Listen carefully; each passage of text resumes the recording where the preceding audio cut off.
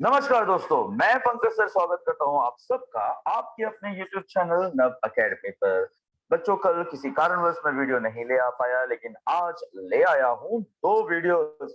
जी हाँ, आज से शुरू होने जा रहा है हमारा चैलेंजिंग सम्स, यानी कि जो क्वेश्चन नंबर 4 और क्वेश्चन नंबर 5 आता है, totally for 11 marks out of text book या फिर टेक्स्ट बुक से भी थॉट्स वाले सम होते हैं। उन सम्स की सीरीज आज से हम शुरू करने जा रहे हैं बच्चों। So stay tune. आज मैं शुरू करने जा रहा हूं प्रोबेबिलिटी का question number 4 and question number 5, और इसके तुरंत बाद में लेकर आऊंगा एरिथमेटिक प्रोग्रेशन का भी 4 and 5 question number, that is for 4 marks and 3 marks, thoughts and special challenges. तो चलिए बिना किसी देरी के शुरू करते हैं आज का लेक्चर, अभी का lecture, probability question number 4 and 5. Let's begin. I share my screen. Here we go. ये रहा मेरा screen. Question number 4 of probability. Let's start. भैया क्वेश्चन कह रहा है, एक मिनट मैं अपना पेन पेंसिल लेके तैयार हो जाऊं पहले। हाँ, हमारा क्वेश्चन कह रहा है कि क्या प्रोबेबिलिटी है कि एक ऑर्डिनरी ईयर में 53 संडे हो। तो भैया ये ऑर्डिनरी का मतलब क्या हुआ? ऑर्डिनरी मतलब जो नॉर्मल तौर पर साल होता है उसमें 365 दिन होते हैं, और जो लीप ईयर होता है उसमें 366 दिन होते हैं। यानी कि लीप ईयर में फरवरी होती है, फरवरी वो होता है 29 का, और नॉर्मल ईयर में जो फरवरी होता है वो 28 डेज का होता है। तो ये मैंने कुछ आपके लिए ऑलरेडी बहुत अच्छे से पावर पॉइंट में तैयार करके रखा हुआ है कि 1 ईयर इज 365 डेज। 365 डेज का मतलब 52 वीक्स और 1 डे। कैसे कैलकुलेट करा भैया कि 52 वीक ही होते हैं? आपको पता है ना कि एक वीक मतलब 7 डेज। तो इसका मतलब बच्चों कि आपको करना क्या चाहिए, साइड में एक कैलकुलेशन कर लेना चाहिए कि ये 365 है, 365 है, इसको आप 7 से डिवाइड कर दीजिए। क्यों 7 से? बिकॉज एक वीक 7 डेज का होता है। तो 7 फाइजा 35, और 36 में से 35 गया तो बचा 1, ये हुआ 15, 7 टूजा 14, ये 15 माइनस 14 हुआ 1। तो ये आपका जो रिमाइंडर 1 बच रहा है ना बच्चों, ये हो गया रिमेनिंग डे। और ये जो मिला ना आपको, यही आपको मिला कि 52 वीक मिला आपको, और ये 1 डे मिला आपको, है ना? और 7 से क्यों डिवाइड करा आपने? बिकॉज एक वीक इज ऑफ 7 डेज, इसलिए ये 52 वीक्स हुआ और 1 डे रिमेनिंग हुआ। अब बच्चों 52 वीक्स का मतलब हुआ कि 52 संडे कंफर्म है, राइट? और 1 डे एक्स्ट्रा बच गया। क्वेश्चन कहता है कि 53 संडे आना चाहिए, तो नॉर्मली तो 52 आएगा, इसमें तो कोई डाउट नहीं है। अब 52 डेज तो आ गया, ये जो 1 डे बचा ना, सारा खेल उसका है। ये जो रिमेनिंग 1 डे है ना बच्चों, ये 1 डे जो है वो संडे को पड़ सकता है, मंडे को पड़ सकता है। अगर आप कैलेंडर ध्यान से देखिए तो आपका जो ईयर एंड होता है, वो जो ईयर एंड होता है वो कभी संडे को एंड होता है, कभी मंडे को एंड होता है, कभी ट्यूसडे को एंड होता है, राइट ना? अलग अलग चांसेस हैं। तो इस तरह से जो हमारा वन रिमेनिंग डे है वो किस दिन एंड होगा वो हमें देखना है। तो हमें किस दिन एंड हो रहा है, लेट अस सी। वो जो 1 डे का जो पॉसिबिलिटी है वो है Sunday, Monday, Tuesday, Wednesday, Thursday, Friday, Saturday. ये किसी भी 7 दिन पे इसका क्या बोलते हैं, बढ़ सकता है days. So number of S हुआ 7। हम ले लेते हैं कि एक इवेंट है ए जहां पे जो 1 डे है वो संडे को ही पड़ना चाहिए, यानी कि कुल मिला के 53rd संडे, क्योंकि 52 संडेज तो आ चुके, तो वो पॉसिबिलिटी है सिर्फ संडे वाला। नंबर ऑफ ए 1 हुआ, तो पी ऑफ ए आपको पता ही है कि number of A upon number of S, यानी कि 1/7। यानी कि the probability that an ordinary year has 53 Sunday is 1/7। ठीक है? आपको सिंपल सा काम करना है, जो बचा हुआ 1 डे है वो कौन कौन से दिन पड़ सकता है वो पॉसिबिलिटी चेकआउट करनी है, एंड राइट डाउन दैट, उसमें से संडे वाला सिलेक्ट कर लीजिए। और कैसे आपको पता चल रहा है कि 52 वीक्स बाय डिवाइडिंग 7। ठीक है बच्चों? अब देखिए इसी से ही एग्जैक्टली मैच करता हुआ हमारा नेक्स्ट सम है, that is about leap year. ठीक है, लीप ईयर के बारे में कह रहा है। अब लीप ईयर का मतलब बच्चों हो गया 366 डेज। 360 डेज का मतलब रिमाइंडर आपको 2 बचेगा। देख लीजिए, चेक कर लीजिए, 366 डिवाइड बाय 7, तो 7 5 35, ये आपको देगा 1, 7 2 14,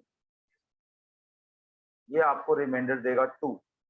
तो बच्चों ये जो है 52, ये आपका वीक है, और ये 2 जो है ये रिमेनिंग डे है। तो 52 वीक का मतलब 52 संडे हो गया। अब बचा 2 दिन, तो 2 दिन जैसे उसमें एक दिन था वो संडे को पढ़ सकता था, या मंडे को पढ़ सकता था, या ट्यूसडे को पढ़ सकता था। अब क्या होगा, कॉन्जिकेटिव पड़ेगा बच्चों, Sunday Monday, Monday Tuesday, Tuesday Wednesday, Wednesday Thursday, Thursday Friday, Friday Saturday, Saturday Sunday. इस तरह से अभी भी 7 पॉसिबिलिटीज है, लेकिन कपल्स में लाइक दिस। देखिए ये पूरा का पूरा हो गया इसका पॉसिबिलिटीज ऑफ रिमेनिंग 2 डेज। अच्छा, हमें कौन से पिक करने हैं, केवल संडे वाले, कि वो संडे को कौन से पढ़ेंगे। यहां पर क्या आना चाहिए, not 1 day, the remaining 2 days. क्या आना चाहिए बच्चों, remaining 2 days. Sorry, a printing mistake. Let A be the event that the remaining 2 days is on Sunday. ठीक है, तो ऑन संडे, तो भैया संडे मंडे सैटरडे संडे है ना, हमें वो संडे मंडे लेना है और सैटरडे संडे लेना है। हमने 2 डेज का तो ले लिया है, हमें क्या करना है कि जो बचा हुआ 2 दिन है सिर्फ संडे वाला पिक करना था। तो हमने संडे मंडे और सैटरडे संडे, जिसमें जिसमें संडे दिखा वो पिक कर लिया। लेकिन इस बार चांस बढ़ गए, पिछली बार आपको एक ही चांस मिल रहा था, इस बार इवेंट में नंबर ऑफ इवेंट 2 है, सो प्रोबेबिलिटी भी हो गया 2/7। तो बच्चों पिछले सब में द आंसर वाज 1/7, क्योंकि 1 डे ही उसमें रिमेनिंग था, इसमें 2 डेज रिमेनिंग है, इसलिए चांस भी 2 हो गए हैं। So we have answer 2/7। बहुत ही बढ़िया समय बच्चों, ये आपके सिलेबस की पुराने वाले सिलेबस से लिया गया क्वेश्चन है, पिछले सिलेबस में ये क्वेश्चन था। ठीक है, अभी भी एक अच्छा इंटरेस्टिंग क्वेश्चन है। यहाँ पे चैलेंज सम में उन्होंने काफी कुछ पिछले सिलेबस का दे दिया है। ओके, चलिए नेक्स्ट सम देखते हैं। There are 36 tickets in a box, each bearing one of the numbers from 1 to 36. One ticket is drawn at random from the box. Find the probability. तो आइए बच्चों पहले हम सैंपल को समझें। सैंपल क्या कह रहा है कि that a box is having tickets from 1 to 36। तो मैं एस के बारे में इन शॉर्ट बता देता हूं कि उसमें क्या आएगा। उसमें आएगा 1 2 3 4 5 dot dot dot dot dot like 36। तो बच्चों नंबर ऑफ एस हुआ 36। ठीक है, अभी पहला इवेंट क्या है, card drawn is a perfect square. So A is that it's a perfect square. Perfect square किसको बोलते हैं बच्चों, परफेक्ट स्क्वायर किसे बोलते हैं, परफेक्ट स्क्वायर मतलब ऐसा नंबर जिसका स्क्वायर रूट आपको पता हो। अब किसका स्क्वायर रूट आपको पता रहेगा, जिसका आपको स्क्वायर पता हो। मैं आपको एग्जांपल बोलता हूँ, सपोज हम लाइन से काउंट करते हैं। 1 का स्क्वायर इज 1, 2 का स्क्वायर इज 4, 3 का स्क्वायर इज 9। देखिए आप ये नंबर को ऑब्जर्व करिए, आपको 1 का स्क्वायर रूट पता है, आपको 4 का स्क्वायर रूट पता है, आपको 9 का स्क्वायर रूट पता है ना, ऐसे आपको नंबर मिलते चले जा रहे हैं। अच्छा, 3 का स्क्वायर 9 हुआ, 4 का स्क्वायर 16, 5 का स्क्वायर 25, 6 का स्क्वायर 36। इससे ज्यादा आपको जाना नहीं है। सो नंबर ऑफ ए कितना हुआ बच्चों, 1 2 3 4 5 6। तो टोटल है नंबर ऑफ ए 6। तो पी ऑफ ए क्या होगा, आपको पता है फॉर्मूला क्या है, it's a number of A upon number of S. तो नंबर ऑफ ए कितना है भैया, 6 अपॉन 36। 6 1 जा 6 यानी कि इसका आंसर हुआ 1/6। परफेक्ट स्क्वायर हो गया बच्चों। अच्छा, परफेक्ट स्क्वायर के बाद हमारा सेकेंड ऑप्शन कहता है it should be a prime number. तो बी कह रहा है प्राइम नंबर। तो प्राइम नंबर किसे कहते हैं बच्चों? Prime number is a number which is not divisible by any other number. तो ऐसे नंबर्स के बारे में आपको पता ना, चैलेंजिंग सम जब करने आए हो बच्चों तो आपको कम से कम इतना बेसिक्स तो पता होगा, इस बात की मैं उम्मीद करता हूँ। प्राइम नंबर्स, ना प्राइम नंबर्स स्टार्ट्स विथ 2, ठीक है, फिर 3 जो किसी से डिवाइड नहीं होगा बच्चों, ध्यान रखिएगा। 5, 7, फिर 9 नहीं आएगा, 11, फिर आएगा 13, फिर आएगा 17, फिर आएगा 19, फिर आएगा 23, फिर आएगा 25 नहीं आएगा, 27 नहीं आएगा, 29 आ जाएगा, 31 आ जाएगा, फिर 33 नहीं आएगा, एंड फिर उसके बाद 35 नहीं आएगा, उसके बाद तो उसके आगे चले जाएंगे। तो ये सारे प्राइम नंबर्स हो गए। काउंट कर लीजिए नंबर ऑफ पी कितना है। So we have 1 2 3 4 5 6 7 8 9 10 11। Number of B हुआ 11। तो पी ऑफ बी हो गया number of B upon number of S, यानी कि 11 अपॉन 36। तो इस तरह से पी ऑफ बी हो गए बच्चों। अब बात करते हैं पी ऑफ सी की। तो सी पहली बात हमारा इवेंट क्या है, आइए उसको समझते हैं। It is divisible by 3। तो डिविजिबल बाय 3 वाले कौन से होंगे? देखिए पहले मैं लिख देता हूं, इन शॉर्ट आप जरूर लिखेंगे इवेंट है क्या।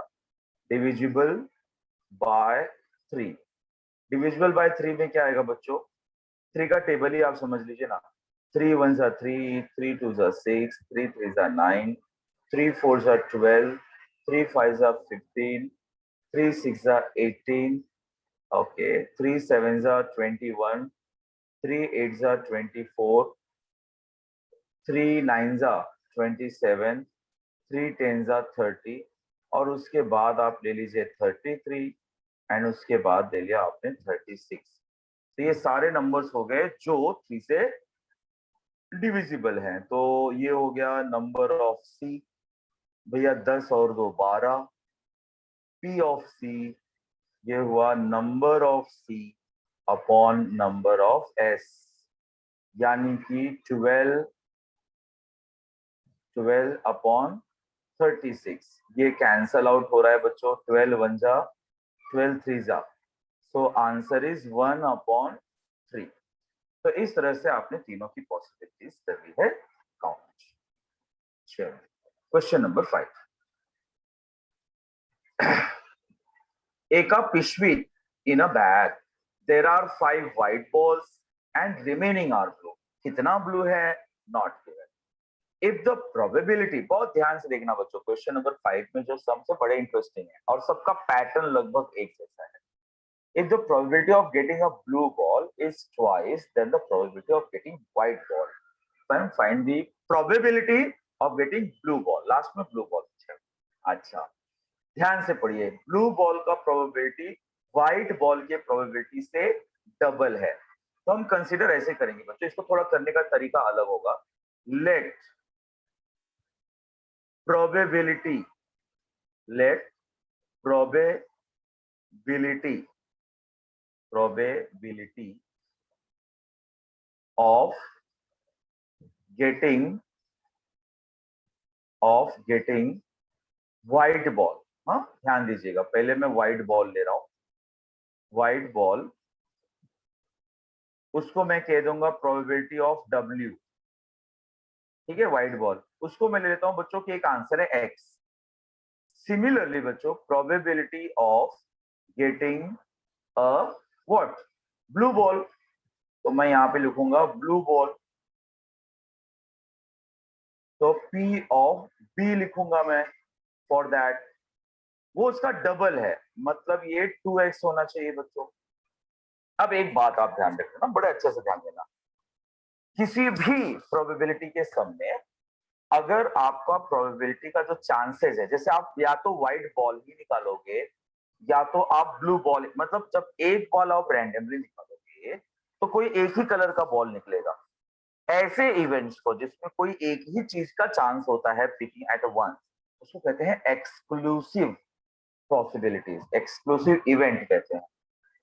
तो ऐसे इवेंट में जिस भी चीज का आप प्रोबेबिलिटी निकालते हो, जैसे व्हाइट का निकाले ब्लू तो ही तो चांस था, इनका सम हमेशा वन होता है। ये रूल है प्रोबेबिलिटी का, जो पिछले सिलेबस में आपको दिया हुआ था।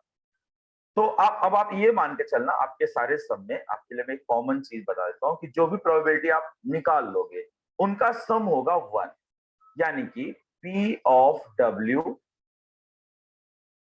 Plus P of B will be one, ये श्योर है बच्चों। P ऑफ W है x, P ऑफ B है 2x, ये हो गया आपका one. 3x is equal to one, so x is बच्चों 1/3। आपको x मिल गया। अब आपको क्वेश्चन में पूछ रहा है सिर्फ ब्लू बॉल, तो ब्लू बॉल मतलब ये ना, ठीक है। So therefore probability probability of getting a blue ball, a blue ball is P of B, that is 2x, and 2x का मतलब 2 into 1/3, that is 2/3। ये हो गया आपका आंसर बच्चों। बहुत इजी, बहुत इजी है। आपको ये और इजी लगेगा जब आगे के 2-3 सम करेंगे, इनका पैटर्न बिल्कुल सेम है बच्चों, ठीक है। सो ये देखिए नेक्स्ट सम, ये तो इजी है, आपके टेक्स्ट बुक का ही सम है, तो मैंने as it is power point में दे दिया इसको। जीरो, एक पासा है, पासा है ना, तो डाइस आप खेलते हो ना, सांप सीढ़ी में खेलते हो आप, लूडोज में खेलते हो, तो एक पासा है जिसपे नॉर्मली आपको 1 2 3 4 5 6 होता है बच्चों, पर इसमें क्या है 0 1 2 3 4 5 है।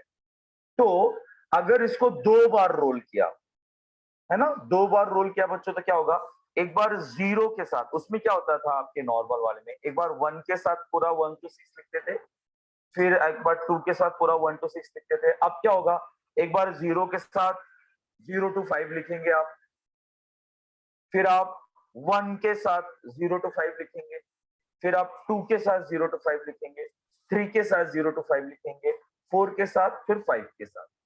नंबर ऑफ एस 36 ही होगा, पर इस पर आपको ध्यान देना, ओके। अच्छा, ये इसका सैंपल हो गया। अब क्वेश्चन कहता है कि उनका प्रोडक्ट जो होना चाहिए वो जीरो आना चाहिए।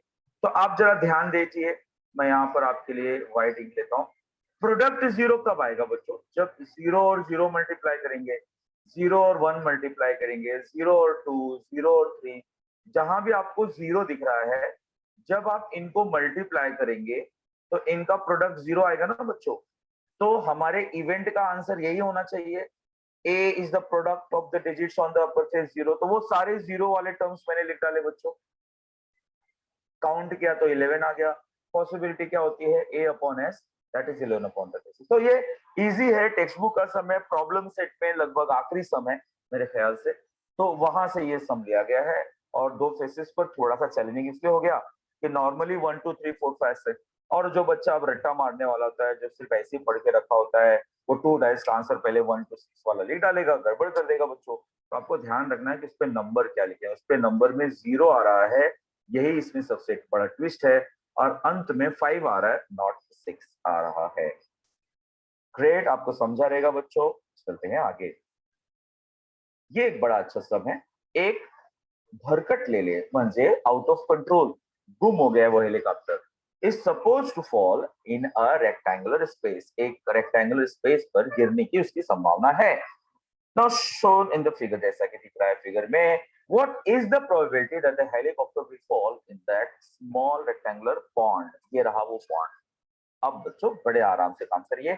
ऐसा सम आपके प्रॉब्लम सेट में है जहां पर एक टॉवेल गिरता है और वो कुएं में गिरेगा उसे, तो वहां पे कुआ एक सर्कल है, तो वहां पे सर्कल का एरिया जो था वो इवेंट था, यहाँ पे छोटे वाले रेक्टेंगल का एरिया जो रहेगा वो हमारा इवेंट रहेगा।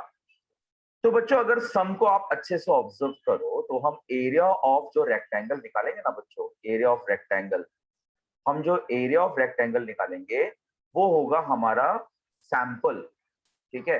यानी कि एक्चुअली पूरा नंबर ऑफ एस मैं डायरेक्टली लिखता हूं, नंबर ऑफ एस क्या होने वाला है, simply that area of rectangular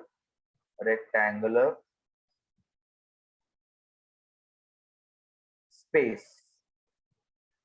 अब रेक्टेंगुलर स्पेस मतलब क्या बच्चों, simply length into breadth. Length क्या है 9 और ब्रेड्थ क्या है 4.5, तो ये आ जाएगा 9 इंटू 4.5। इसको कर लीजिए मल्टीप्लाई, मल्टीप्लाई मत ही करिए, ठीक है, मल्टीप्लाई मत करिए, बाद में ये कैंसल आउट बड़े आराम से हो जाएगा। तो अननेसेसरी हम यहाँ पर मल्टीप्लाई के चक्कर में नहीं पड़ेंगे, हम देखेंगे कि आगे सब में क्या ट्विस्ट आता है। अब बच्चों हम बात करेंगे पॉन्ड की, है ना। तो पॉन्ड की बात मैं यही कर देता हूं जरा। पॉन्ड में अगर आप ध्यान से देखिए तो पॉन्ड भी एक रेक्टेंगल है, तो रेक्टेंगल है तो उसमें लेंथ होगा। अब वो लेंथ कैसे फाइंड आउट करेंगे और उसका ब्रेड्थ कैसे फाइंड आउट करेंगे, ये हमें ध्यान देना है। देखिए मैं आपको बता देता हूँ कि कैसे लेंथ और ब्रेड्थ इसका फाइंड होगा। आजा भाई, ये देखिए लेंथ की बात करें बच्चों तो ये रहा, देखिए ना ये 9 है और यहाँ पर देखिए बचा हुआ स्पेस 6 है, तो ये आएगा 9 माइनस 6, तो ये बचेगा 3। यानी कि जो लेंथ है वो है 3 और जो ब्रेड्थ है बच्चों 4.5 में से 2 को कर दो माइनस, 4.5 माइनस 2 करेंगे ये आ जाएगा 2.5, यानी जो ब्रेड्थ है वो है 2.5। ये हमें ध्यान रखना है और इसी के बेसिस पर अभी हमें निकालना है इवेंट ए। तो number of A is nothing but area of that pond, और एरिया ऑफ पॉन्ड भी क्या होगा बच्चों, length into breadth. Now length is, just बच्चों हमने ऑब्जर्व किया, length is 3 and what is breadth, breadth is 2.5, तो 2.5, तो इसे मैंने वैसे ही रहने दिया फिर से। अब हमें देखना है कि वो जो हेलीकॉप्टर है वो पॉन्ड में ही गिरेगा, इसकी पॉसिबिलिटी क्या है, प्रोबेबिलिटी क्या है। तो ऑब्वियसली उसके लिए फॉर्मूला लगेगा P of A is equal to number of A upon number of S। तो नंबर ऑफ A क्या है बच्चों 3 इंटू 2.5 और नंबर ऑफ S क्या है 9 इंटू 4.5। देखिए यहाँ पर छोटे तौर पे 3 1 जा 3, 3 3 जा 9, ये तो आएगा 1 और ये आएगा 3। यहाँ पर क्या होगा बच्चों, यहाँ पे डेसिमल रिमूव हो जाएगा, सीधा सीधा 25 अपॉन 45 आ जाएगा।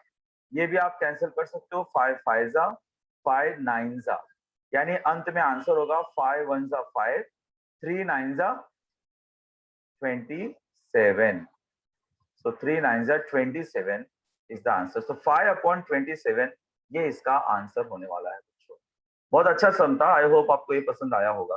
तो आपकी ना स्क्रीन के नीचे देखो ना एक थम्स करके बना होगा शायद, please do that for me, तो मुझे समझेगा कि आपको सम कितना अच्छा लगा। चलिए आगे बढ़ते हैं। ए बी सी, अब ये बच्चों वैसे ही सम है जैसा हमने पहला सम किया ना, जिसमें सम ऑफ प्रोबेबिलिटी 1 आ गया। ये देखिए गलती से यहाँ पर आपको फाइनल आंसर मिल गया है, पर ठीक है वो कैसे आएगा मैं बताता हूँ। 3 हॉर्सेस हैं ए बी और सी, वो रेस में है। ए का जो चांस है वो बी से डबल है। हाँ ध्यान दीजिए मैं आपको बता रहा हूं, ए का जो चांस है वो बी से डबल है, बी का जो चांस है वो सी से डबल है, यानी बच्चों सबसे कम चांस है सी का। व्हाट आर देयर प्रोबेबिलिटी, तो जो सबसे छोटा होता है ना उसी के प्रोबेबिलिटी से हम कंसीडर करना स्टार्ट कर देंगे। हम क्या करेंगे, let the probability of winning horses ABC is P of A, P of B, P of C, जहां पे पी ऑफ सी जो सबसे छोटा वाला है उसको हमने ले लिया एक्स। तो सी से डबल चांस है बी का, सो पी ऑफ बी होगा 2x, क्योंकि उसका चांस सी से डबल था, और जो ए है उसका चांस बी से डबल है, मतलब बी का चांस था 2x, तो 2x का भी डबल क्या हो गया 4x। तो इस तरह से P of C, P of B, P of A is 4x। फिर से बच्चों इसमें जीतेगा तो कोई एक ही घोड़ा, कोई एक ही हॉर्स जीतेगा। तो मैंने क्या बताया कि प्रोबेबिलिटी का सम होगा 1, ये बात आप ध्यान रखना। So P of A, P of B, P of C होगा 1, यानी कि 4x plus 2x plus x हुआ 1, 7x हुआ 1, x हो गया 1/7। अब लाइन से स्टार्ट कर दीजिए। पी ऑफ ए मतलब 4x, x का वैल्यू डाल दिया 1/7 यानी 4/7। पी ऑफ बी की बात करें तो वो है 2x, तो 2x मतलब 2 इंटू 1/7 यानी कि 2/7, और c तो आपके सामने दिख रहा है वो है सिर्फ x यानी कि 1/7। तो इस तरह से ये समूह कंप्लीट, हमने हर एक की प्रोबेबिलिटी फाइंड कर दिया। ये जो आप नया चीज सीख रहे हैं क्वेश्चन बैंक में कि सम ऑफ प्रोबेबिलिटी, जितना भी प्रोबेबिलिटी उस इवेंट में हो सकता है, क्योंकि तीनों घोड़ों की बात कर लिया और तीनों का चांसेस है कि कोई भी जीत सकता है। तो जब हर एक प्रोबेबिलिटी की बात हो जाए, दूसरी बात एक का प्रोबेबिलिटी दूसरे में इंटरफेयर ना करता हो, वो एक्सक्लूसिव हो, तो हमारे पास ये चांसेस हैं कि उनका sum of the probability will be 1, and that's why we are getting x equal to 1/7। फिर से वैसा ही समय, in a bag there are 8 red and some blue ball. अभी जो पहला सम आपने देखा उसमें व्हाइट बॉल था और कुछ ब्लू बॉल थे।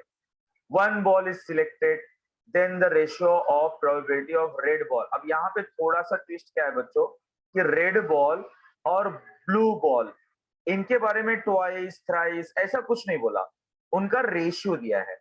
अब रेशियो दिया है तो कैसे करेंगे, सावधानी से करना। So let probability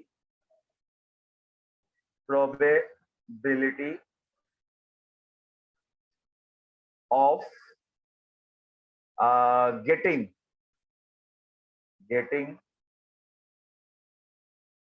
red ball, ठीक है बच्चों, getting red ball is P of R,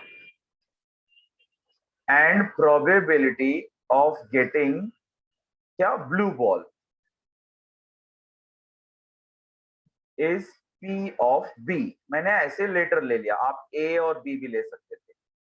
अच्छा, सम कह रहा है, क्वेश्चन कह रहा है कि प्रोबेबिलिटी ऑफ रेड बॉल और प्रोबेबिलिटी ऑफ ब्लू बॉल, इनका रेशियो है 2/5। तो बच्चों जब भी क्वेश्चन रेशियो में, तो हम करते क्या, हम कॉमन मल्टीपल ले लेते हैं।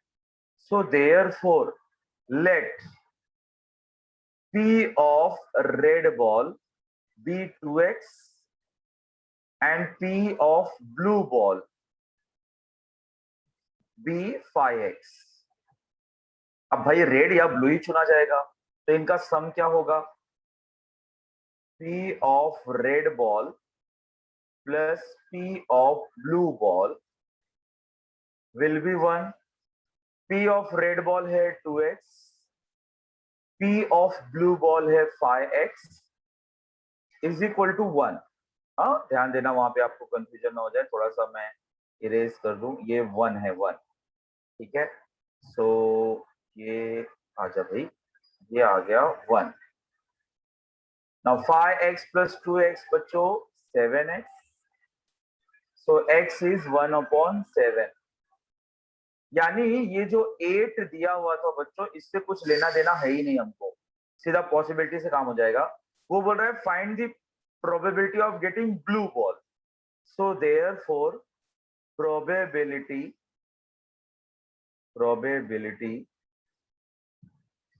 of getting blue ball,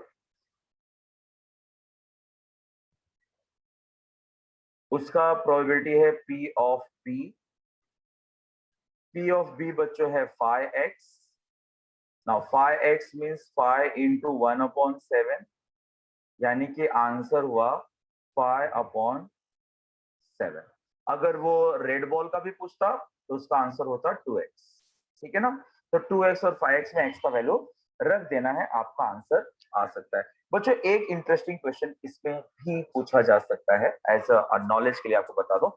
MCQs में आपने कई बार देखा होगा कि नंबर ऑफ ए गिवन था और पी ऑफ ए गिवन था, आपको number of S find out करना होता था कि टोटल कितना सैंपल है। तो ऐसा क्वेश्चन पूछा सकता है कि टोटल रेड बॉल कितने, टोटल व्हाइट बॉल कितने हैं, ब्लू बॉल कितने हैं, टोटल बॉल है कितने। ऐसा ट्विस्टिंग क्वेश्चन आ सकता है। तो उसका वाला जो मेथड है, पी ऑफ ए का फॉर्मूला लगा दीजिए, number of A upon number of S, जो जो चीजें पता है पुट करिए और जो चीजें अननोन है उसका आंसर आ जाएगा। इंटरेस्टिंग क्वेश्चन वैसा भी बन सकता है। फिलहाल हम आपके समय को नष्ट नहीं करेंगे, जितना पूछा है उतना हमने सॉल्व कर दिया और इसी के साथ हमने कर लिया आपको प्रोबेबिलिटी का चैलेंजिंग सम शिफ्ट वीडियो में। तो बच्चों सिस्टमेटिकली हम बढ़ रहे हैं। मैं अलजेब्रा के सारे 1 मार्क्स, 2 मार्क्स, 3 मार्क्स ये सम कर चुका हूँ। 4 मार्क्स का हम शुरुआत कर चुके हैं प्रोबेबिलिटी के साथ। इसके जस्ट तुरंत थोड़ी देर में मैं लेकर आ रहा हूँ आपके लिए एरिथमेटिक प्रोग्रेशन के 4 मार्क्स वाले चैलेंजिंग सम्स। तब तक के लिए बने रहिए, पढ़ते रहिए। शुक्रिया, take care, bye bye, love you all.